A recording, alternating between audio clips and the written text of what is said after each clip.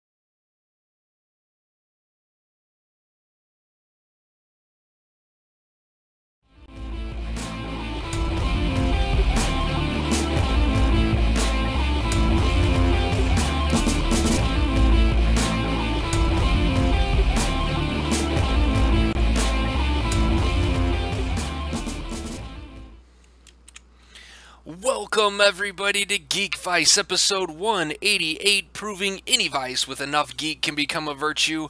My name's Morph, that man's Kip. Good evening, Kip. Good evening.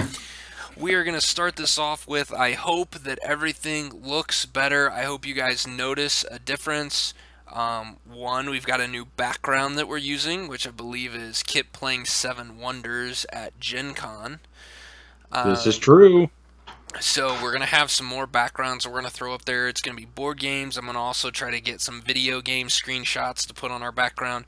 I'll probably have one of them where somebody's shooting me in the head, because that would be kind of funny. But yeah, I'm trying some new stuff on our video streams type thing. So if you're listening to us on the podcast, go check us out on YouTube at tiny.cc/Geekvice, and go check out the video side of things. You can get a whole new side of it.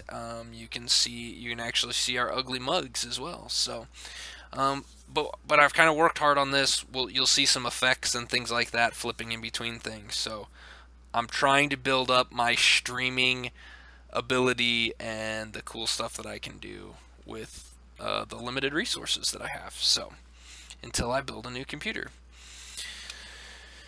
which who knows when that'll be.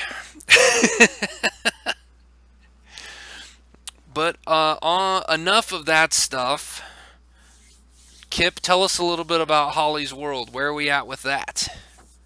Well, the 4th episode was just posted over the weekend. So she's up to 4 now. She's on iTunes now. That's awesome. The Holly's Worlds podcast. I don't remember who typed the title into iTunes. I'm going to claim it was her and messed up the punctuation, but that's okay. It happens, you know. That's when you don't have a simplified name like ours, like just Geekvice, where we don't really have anything else to go with. Yeah. That's what you get. So. Well, just type in the Holly's World podcast, and if a pink logo shows up, you are in the right place. There you go. And this one, she reviewed me, so if you just can't get enough of my voice, listen to episode 4, and you can get more. Bonus Kip. There you go. Yeah, we've got that. Make sure you guys go check out and support the other Podcast Arcade podcasts. Our podfather, Eddie, has got a new podcast that he started, Paranormal Dads, which I believe the first couple episodes are up there. So go check them out. But also support our other guys like Falcon Punch Thunder Dads and Underground Inc., Daydream Instruction Manual. I feel like I'm missing one. Goad Kicker. Don't forget about Goad Kicker. I don't know that he's had a new one recently. I think he has. Has he? Maybe I need to go back and check that. Maybe I'm missing some. Yeah. So yeah, I keep track of that stuff so I know how far behind I am, which is pretty damn far. Yeah, I know. That was my problem too. But yeah, Carl, man, has got a great podcast and Goad Kicker, and you can go check out his work too. He's got a bunch of cool stuff. So go check them all out. We want to support our Podcast Arcade brethren because if you like us, then you're gonna like them. And hopefully, if you like them, you're going to like us. That's what we hope for. So, that's craziness. I know it.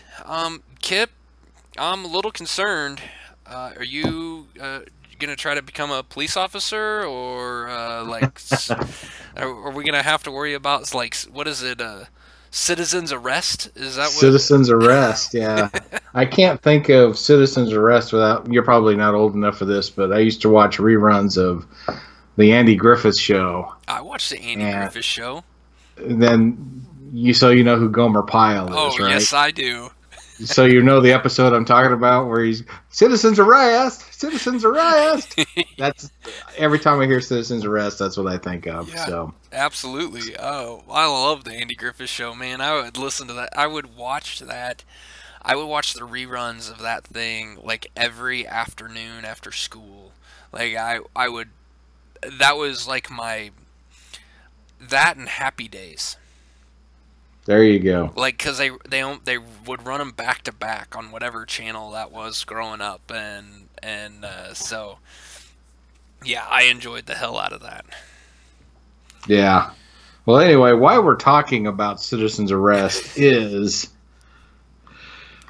I think it was Saturday. Yeah, I'm pretty sure it was Saturday. We decided we're going to go get something for dinner, and we are cruising westbound on Shawnee Mission Parkway.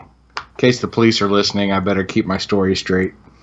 And we were stopped at the red light at Lamar and Shawnee Mission Parkway, and suddenly we hear crash, crash, and then tires squalling. So I look over to my right, and there's an SUV, a little cream-colored Nissan, and then this maroon-colored VW Passat. Well, the Nissan is up against the SUV. The Passat is up against the Nissan, but the Passat tires are just squalling because I think the guy panicked and hit the gas instead of the brakes. So he finally got it under control, and then he backed away, and we're thinking he's pulling off to the side of the road to let traffic get through. That was not the case. He backed out, went around the accident, and took off. Oh, man. So right about then, our light turned green, and there was this Honda Civic in the left turn lane to get onto Lamar, and they just whipped a Yui real quick and started following the guy. So it's like, all right, we're joining the pursuit. So we jumped in and started following the guy as well. Meanwhile, my wife calls 911, and she's telling them what happened and that we're following the guy. And the 911 operator was all concerned that we were speeding, which we weren't. And then they were all concerned that we were getting too close or, putting ourselves into danger, which 2020 hindsight, we weren't, but you never know. The guy could have had a gun or whatever, but he didn't. So we followed him. He turned on another street called Antioch, and we're cruising around. Then we hear the sirens coming. So, when the sirens come, everybody pulls over to the side. Well, everybody pulled over to the side, including the car that we were following.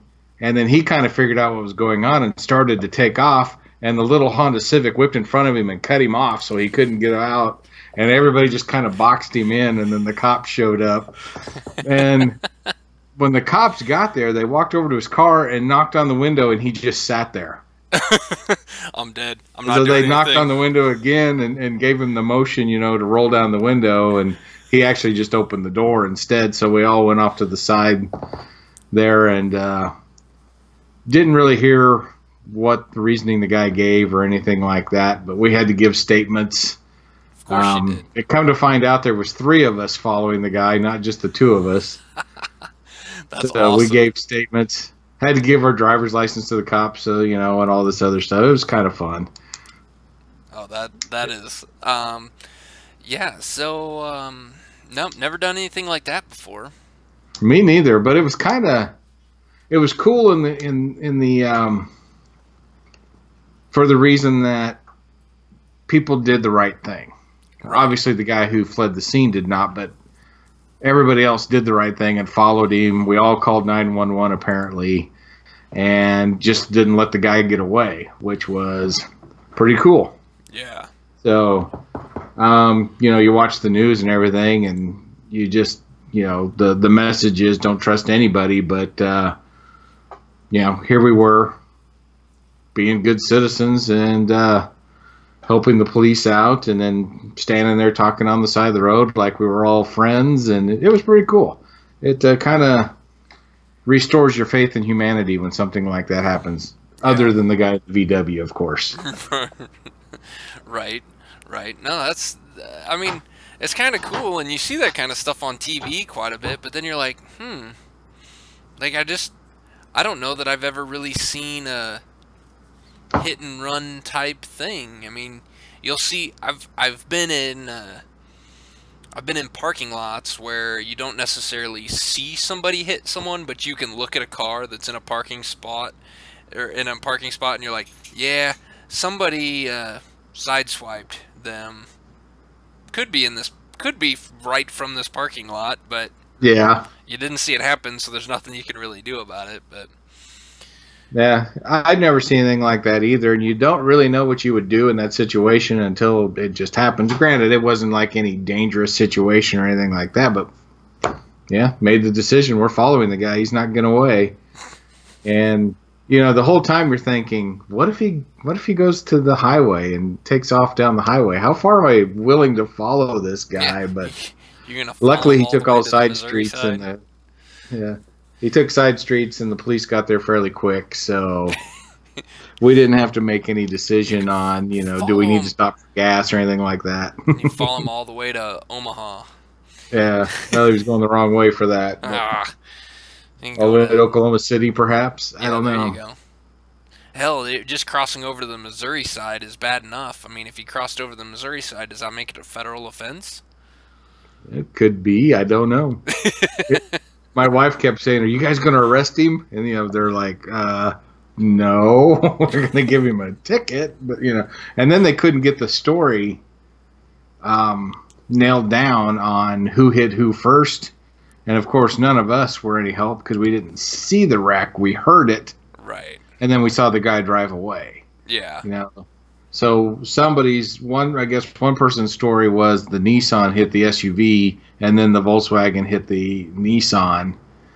And then, of course, the other story is the Volkswagen hit the Nissan and pushed it into the SUV, and they were having a hard time figuring out which one actually took place. So, Well, so did you go on this, this high-speed chase before or after you watched Manhunt?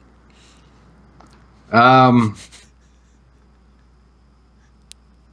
trying to remember. Because I'm trying to think here. Is there a correlation here? Did you watch the story about the Unabomber and then decide you want to take the law into your own hands and No, stop I somebody? think I honestly think we didn't start watching the Unabomber thing until we got home from dinner. So it was post slow speed chase. That's awesome. So tell me about this Unabomber thing. I'm not, I have to admit, I'm not a huge fan of these types of movies because I don't like the I don't like the way that sometimes the movies turn these villains into something else. You know what I mean? Right. And this isn't a movie, it's more of a mini series. We've seen 6 of the 8 episodes. The other 2 haven't come out yet. I think episode 7 comes out tonight, and then the last one comes out next week. Yeah. But it's about the Unabomber, Ted Kaczynski. Before this, if you would ask me about the Unabomber and all that stuff, I'd say, yeah, I remember it. And if you would ask me to nail down a date, I probably would have said, I think it happened in the 80s. But No. it did not. It No. it happened the mid to late 90s. Yep. And I didn't really know that much about it. Sadly, a lot of things that were part of the story in the miniseries I didn't know. But with that said, it's the reason we even decided to watch this thing is it's on the Discovery Channel. I watch a lot of that kind of thing. And saw the commercial for it. It had Sam Worthington. I don't know if people know who that is, but he did like the Clash of the Titans, newer movies. He was in like the Terminator with, I think, the first reboot of the Terminator. About 10 years ago or something like that. Yeah. Yeah. So he's been in some things. If you saw him, you're like, oh yeah, I've seen that guy. He's in it. The guy who plays Ted Kaczynski is Paul Bettany, also known as Jarvis in the Marvel Universe. Right. And Vision. So it was an interesting role for him because he's got a British accent and he played a guy from Chicago. But he did a very good job. It's very well done. Anybody else? Chris Noth. He's been in. Well, unfortunately, I know this, so don't think less of me. He was in Sex and the City. He also did one of those crime TV shows. I can't tell you which one. We'll leave it to the fact that you looked him up before the show. That's why you knew it was in Sex and the City. Yeah. Let's go with that. Not that you've seen every episode and are a huge Sarah Jessica Parker fan. Right. And he was in Law and Order, so we'll hang on to that. There you go. Yeah. And what's her name? Keisha Castle Hughes. Yeah. If anybody remembered her as a little kid in Whale Rider, she was the main character in Whale Rider. Well, it's got Jane Lynch in it too. Jane Lynch plays Janet Reno. Janet Reno, and she disappears in the role. She is fantastic. Yeah. But the whole reason we started watching it is, one, it's about the Unabomber, and I like crime stories. And two, it had all these people that I knew. It's like, they're throwing some firepower at it. We should watch this and see what it's all about. Basically, it's about James Fitzgerald, the FBI profiler who came up with the profile, who actually came up with a new method of collecting forensics, and that is using language. Mm-hmm. And that is how they caught the Unabomber. Is he was able to figure out his age range, where he's from, when he graduated from, when he got his PhD, all these things by his language and the way he wrote the manifesto. Fascinating stuff, considering I don't know how much truth in the way that they portrayed everything, how much historical accuracy this show actually has. Right. But the way they portrayed it was, when he got there, when they hired him to do this, they already had a profile. And they just wanted him to basically expand on it. Not change it, not disagree with it, just make it digestible for the public and the media. And it was completely wrong. It was completely wrong. They had him as a younger airline mechanic who was disgruntled and took, like a college dropout. So he bombed colleges and airline employees. And if anybody knows the story, Ted Kaczynski is far from that profile. He was early 50s at the time. So, he had more than one PhD, I think, and one of them was in mathematics. So he was no dummy. Right. So he came in and rewrote the profile. So this story, or what they're telling here, really isn't necessarily about the Unabomber so much as it's like that really you could have taken any bad guy character, make believe or real, put him into this, and it wouldn't have really changed the story. The story is, or the what they're trying to get across and what they're talking about the most, or playing to the most, is this FBI profiler and how he did his job to basically catch a bad guy.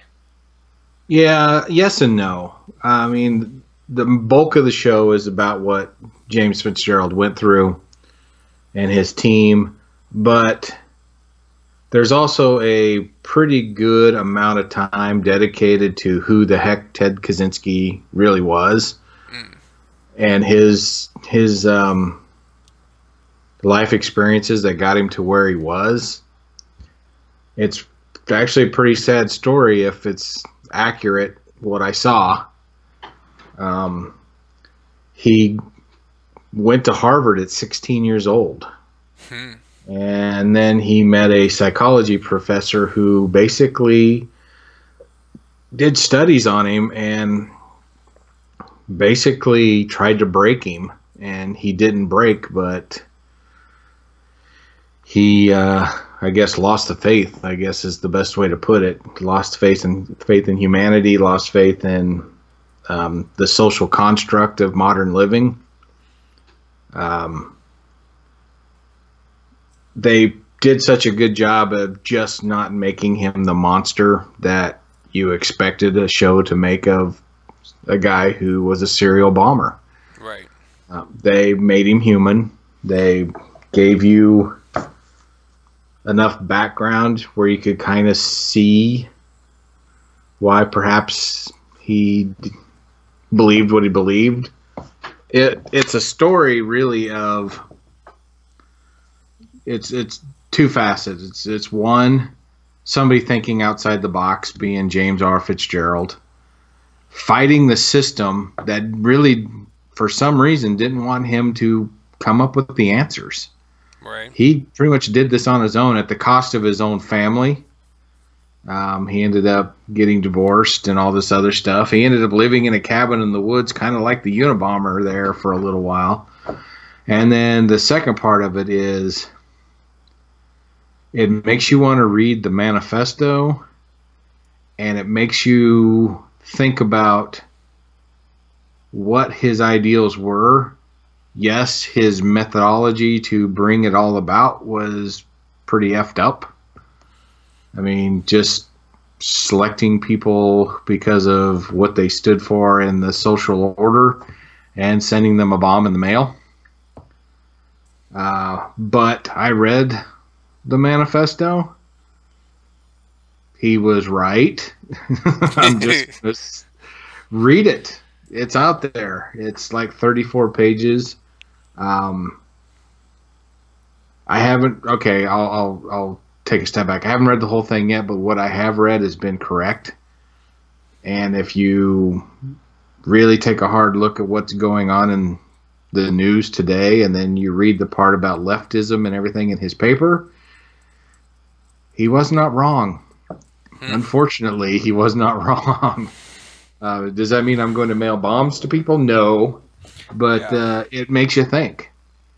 If he doesn't do what he did, if he took better steps that doesn't criminalize him, Right. could he have made a difference? Probably not.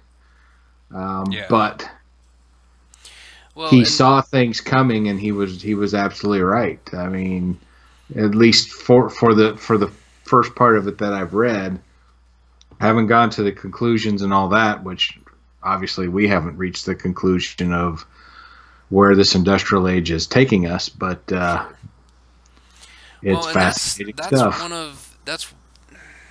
That's one of the problems that I have with things, whether it's movies or TV shows or you know, however they are created.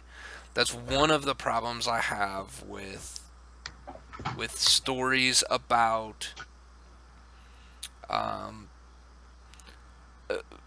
that are supposed to be based on true events and actually take in the life of somebody who was a criminal. Like, what he did was wrong, and what scares me with some of these things, or my problem that I have, this is a personal thing, just me, my opinion, is this incentivize other people who believe the same thing as this guy to, hey, he got his story told, I want to get my story told, I'm going to need to go do something heinous and incredible to draw the attention to myself, and then someone like Discovery will come make a TV show about me, and then I'll get my story told.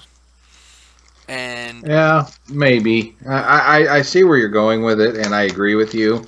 but if you do, but on the same side, if you do something like this and you do it with what I kind of take in like the Hannibal Lecter type story, they that was fictional. Like, you still told a story, used that character, and could tell something there, and can get your point across the same way, but keep it based in fantasy, not reality. Yeah. And I think what we've got with the way, them telling a true story Mm-hmm. is, I don't think anybody's going to look at this and think, mailing bombs to people to get exposure is going to be like, yeah, that's what I'm going to do. But maybe I'm wrong. But what I do see is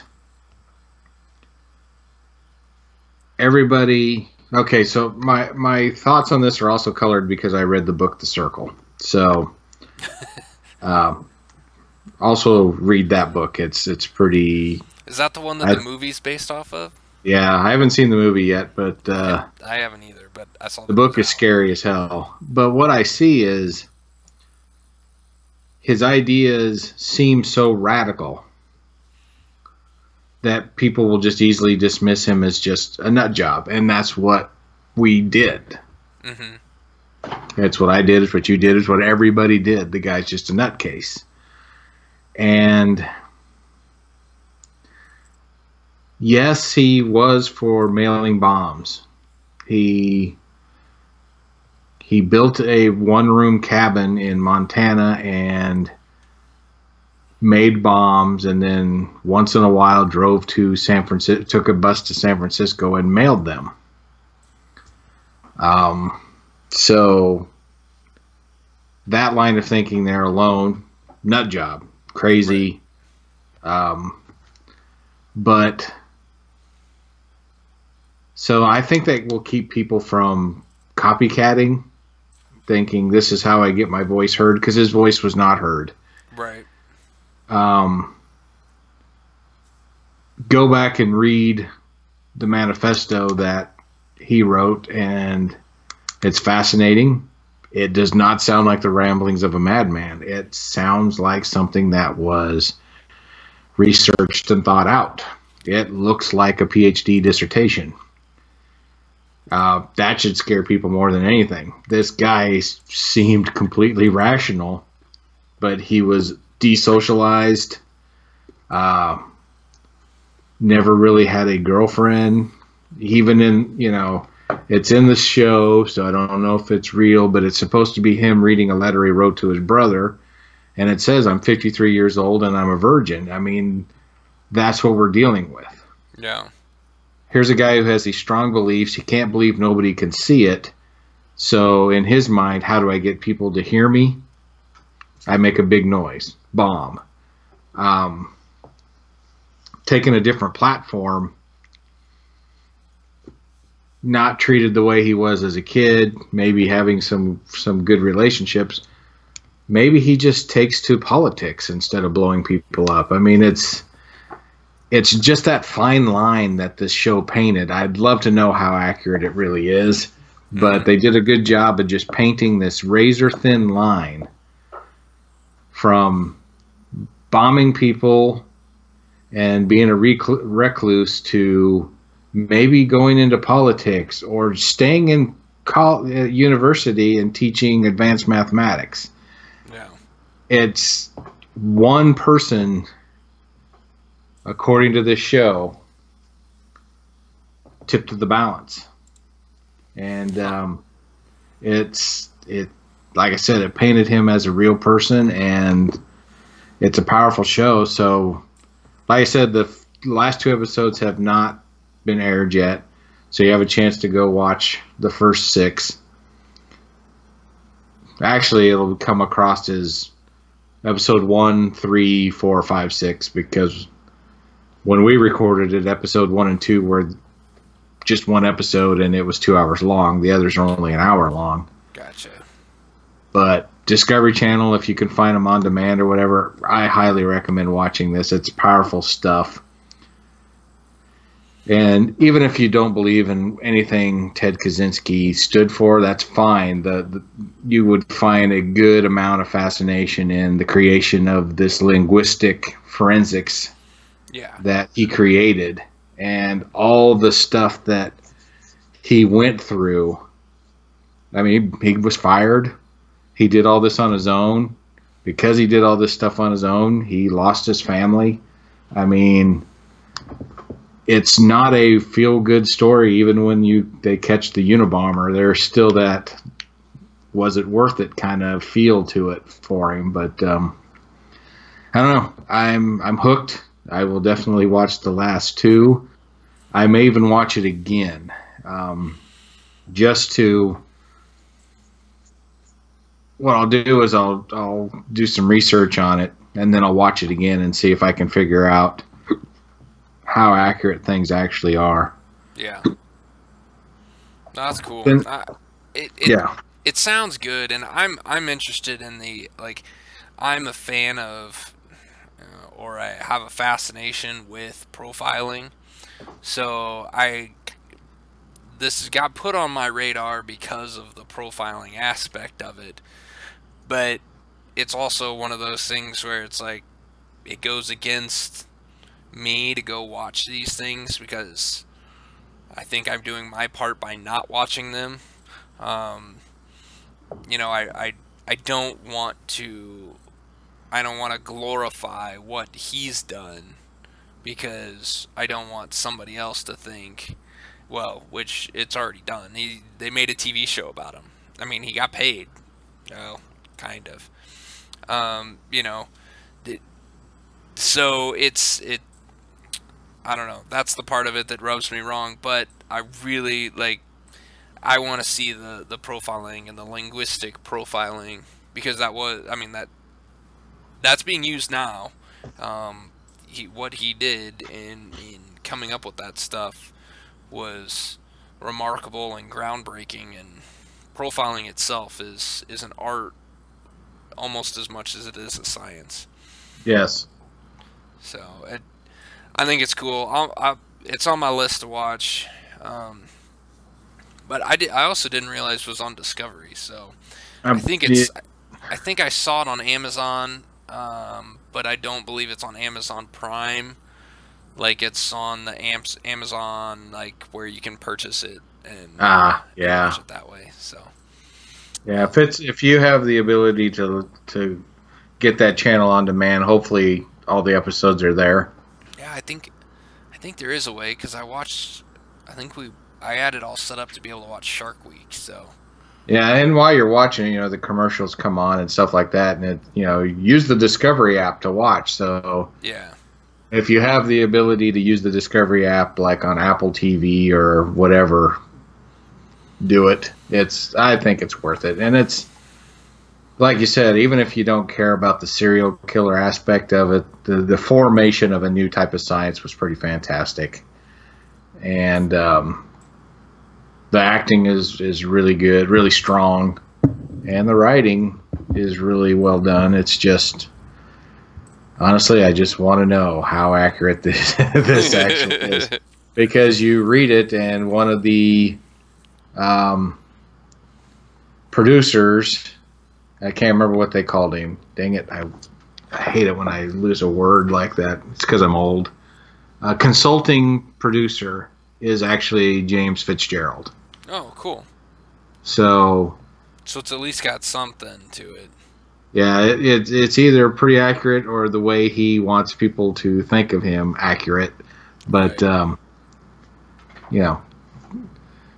Take every scene for, what it's worth to you, but I thought it was pretty fascinating. Very cool. Well, you're not the only one that ended up watching a bunch of stuff this weekend. But before we get into that, I want to give a shout out to our boys at Prolific Games for my fidget spinner. Let's see. Prolific Games. This is compliments of Kip over there and Prolific Games from Gen Con. They gave it to Kip at Gen Con, and now I'm sitting here with it, fiddling with it while we're recording. So It keeps him from fiddling with other things that we can't put on film. So. But so a couple quick things here, because I talked too much. No, because we had a very good conversation about the Unabomber, and I thought it was really good. But one, I finally watched John Wick. That is one crazy movie that is the craziest movie I've ever seen with absolutely no suspense or plot at all. Is it the first John Wick or the second John Wick? It's the first one. And people asked me, I was trying to tell some of the neighbors because they hadn't seen it yet either, and I'm like, if you've seen the movie Taken with Liam Neeson, you've seen Taken, take out the emotional attachment that Liam Neeson has, that's John Wick. Because he's not fighting to save anyone, he's just killing people because they wronged him, because they killed his dog and stole his car. And I was just like, that is awesome. And the funniest thing is, my wife stayed awake. We started watching it at about 8 o'clock at night, and she stayed awake for the whole thing, which normally that doesn't happen. So I don't know what it was. I can't get her to stay awake during movies that have incredible plot and story and drama and suspense, like, like Captain America. But she'll stay awake for absolutely no plot, suspense, or drama at all in John Wick. So John Wick's done something right. Got to give him credit for that. Well, there's a lot of satisfaction in a show where the bad guys just get theirs. Yes, yeah. And she even made the comment, she's like, do we have the second one? And I'm like, I think we do. She's like, I'd be interested in watching the second one. I'm like, done. We'll watch the second one. So when we have an extra couple hours of time, well, and the fact that she could stay up late, might actually be able to watch that this weekend. There you go. And it has one of my favorite lines in a movie ever, and that's when you punched my son. Yes, why? Because he stole John Wick's car and killed his dog. Oh. That was great. Yeah, that was great. That made me laugh when that line came up. So I'm looking forward to watching the second one, and we'll talk more about that when we actually get to watch that one. The other thing, just to shout out, Legion. I didn't realize that I never finished Legion, so I went back and started from the beginning and I'm starting to watch through that.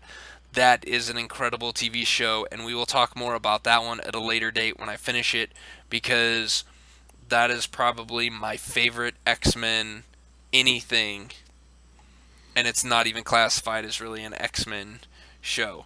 So, amazing the way they've done that so far. I'm halfway through the episodes. I think I'm halfway through the season, so I'm gonna have to do some looking to see if they're actually going to film a second season. I didn't realize that I never finished it. So, but the one go ahead. I've seen the first episode. You need to watch more. Yeah, I think I do. The wife found it too weird for her to keep watching. I just need to watch it after she goes to bed. Stick with it. Tell her to stick with it through like 3 or 4 episodes, because you start to understand what's happening. You start to understand that there is just so much stuff in his head that he can't make sense of what is real and what's not. So why should you be able to, type thing. And you start to get that feeling, you start to get that understanding of where it is, and that's where I think it starts. That's where I think the genius of the way it's filmed and the way the story's being told really kind of comes out. And I'm hoping that kind of gets better as it goes on. So, but we'll talk about that more as once I finish that one, maybe even next week. But the big thing that I want to talk about, while we still have some time left, on Friday night, my oldest son, who is 8, will be 9 in April, has been asking to watch Back to the Future. He's wanted to watch Back to the Future. And I'm like, you know what? There is no you are old enough now that you will sit still long enough for a movie that doesn't have 100% full action. He's always, you know how it is. Kids don't want to sit still long enough, and if you don't give them something that gets them engaged where they can follow along, or you get into a complex story like Back to the Future, they get lost in it and they don't understand it, and then they get bored with it, and then they don't want to finish it. So if he's asking to watch it, then I'm like, okay, then you're old enough to truly appreciate what it is. And I think it sums it up, because we watched it one evening before bed. Amber and Conley fell asleep. My youngest one fell asleep, and so it was just Reese and I watching it. And in the morning, without even being prompted or asked, he walked up to my wife and said, "Mom, Back to the Future, that was an awesome movie." Boom. Did it right there. Parenting win. Yeah, he's already excited to watch the second one. We've already walked him through, and I even walked him through the fact that it takes place in 2015. And he's like, "Well, that was just a couple years ago." I'm like, "Yeah, and just wait till you watch it, because I got a lot of stuff wrong." I said, "Remember, this movie was made 30 years before 2015-ish, 30-ish years before." And so they guessed at what was going to happen in 2015 and what it was going to be like. And he's like, "Did they get it all wrong?" I'm like, "Oh yeah, they got a lot wrong." So it's going to be fun watching the second one with them. But the only downside, and the only part of it that made it hard for him, is he didn't understand some of the nuances to the movie that were 1985 and 1955 specific. Okay. You know, because he wasn't alive in 1985, and he sure as hell wasn't alive in 1955. So he's not old enough to understand what that was, what that time period was. So some of the things like, you know, some of the way that people acted in 1955, the fact that they all laughed at the black guy as being mayor of the city, you know, he didn't understand why they would laugh at him about that. Well, in 1955, that was what they did. They never thought, you know, that could ever happen. You know, the some of the stuff with some of the song choices, and at the end where you have Marvin Berry calling his cousin Chuck, say, "Hey, that new sound you're looking for," and it's, you know, and there's him playing Johnny Be Good on the guitar. Like he didn't understand those, but helping him walk through some of that, he's like, "Oh," like he started to get it, and you know, picking up some of the nuances. I thought this was a great, for anyone who's looking to teach their kids about foreshadowing and paying attention to what happens in movies, because it comes back at the end. This is a perfect example of that, because as he goes back in time, fixes everything so that his parents still get together, and then goes back to present day, I told him, okay, like we paused it, and I said, "Okay, now remember how the parents acted in the first one at the very beginning of the movie? Pay attention to how they act here. Remember what the brother and the sister look like at the beginning of the movie?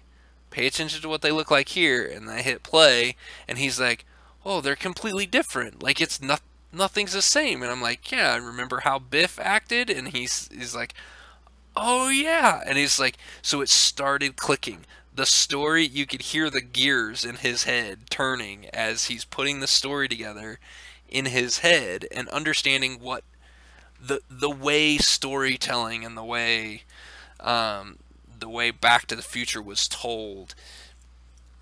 And it's, one of the reasons why that movie is as great as it is, and a classic that will always be special up here on the shelf. So I just thought that was really cool, and I thought it was kind of it got me thinking about some other movies that have good storytelling techniques, that like I need to have him watch so that he can kind of get an understanding and a little bit more of an understanding of how stories are told.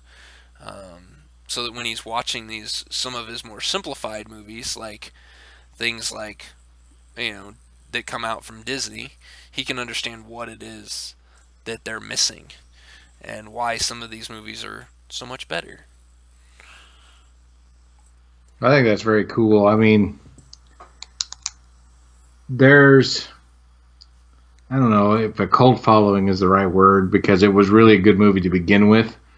Usually the cult following comes to movies that were terrible, but then people just got to like them anyway. Yeah. But, the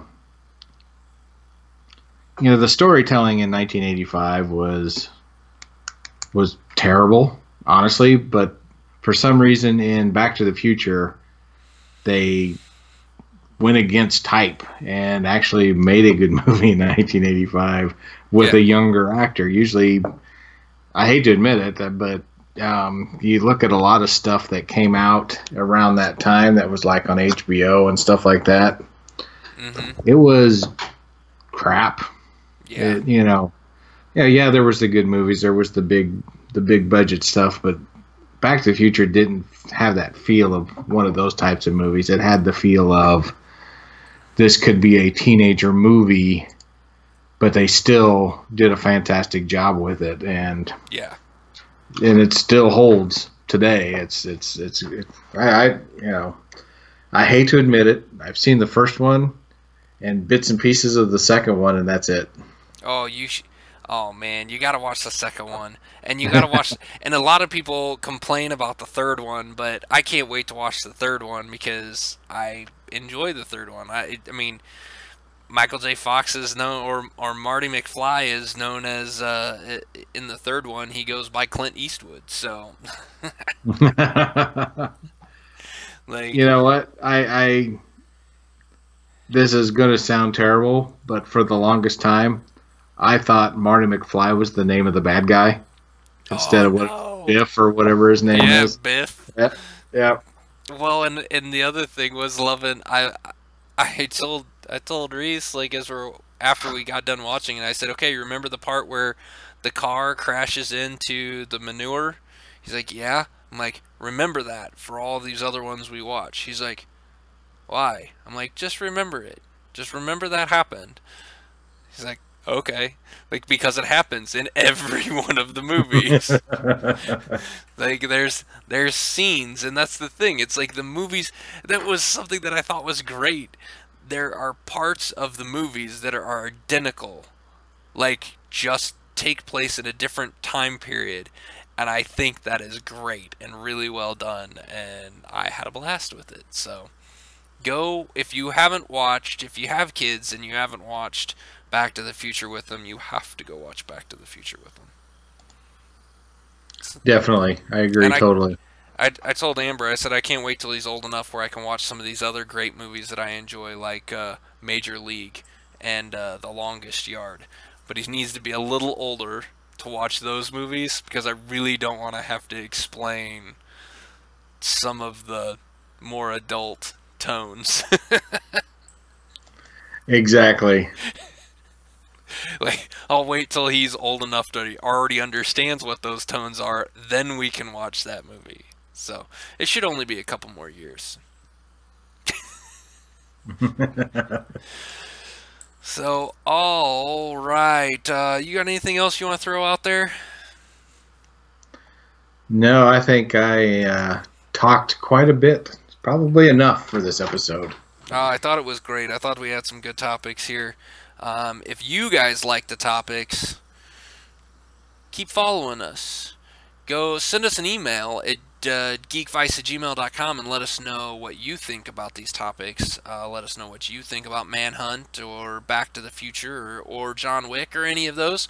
You can also go ahead and send us emails about Legion and what you thought about that, because we will use them when we record. I'm going to do a full in-depth review, and we'll talk about the character, the comic book character Legion, and David Haller, and we'll talk about the TV show and how that all correlated, and because I really like it and really enjoying it. So also follow us on the blog geekvice.blogspot.com. Kip over there got another blog post up there for day 2 of Gen Con, I believe. Yes, he did. He's slow. Hey, that's okay. It does, like, you don't want to put it all up at once. You got to stretch it all out. Like, That's right. I want to remember Gen Con as long as I possibly can. exactly. So, yeah, go check that out. He's got day 1 and day 2 up there. So go check those out. Read, enjoy the pictures, all that stuff. You can also follow us at facebook.com/geekvice. You can follow us on YouTube at tiny.cc/geekvice. If you subscribe and turn your notifications on for our channel on YouTube, you'll get to know when this stuff goes live, and you can come join us for these live recordings, and you can actually chat with us live. We have a little YouTube chat thing in there that you can come and chat with us, and we can talk to you. You can put your comments in right there, and we'll get them on the show. You can also follow us on Twitter, that man over there, at Kip Killigan. You can follow me at Geekvice.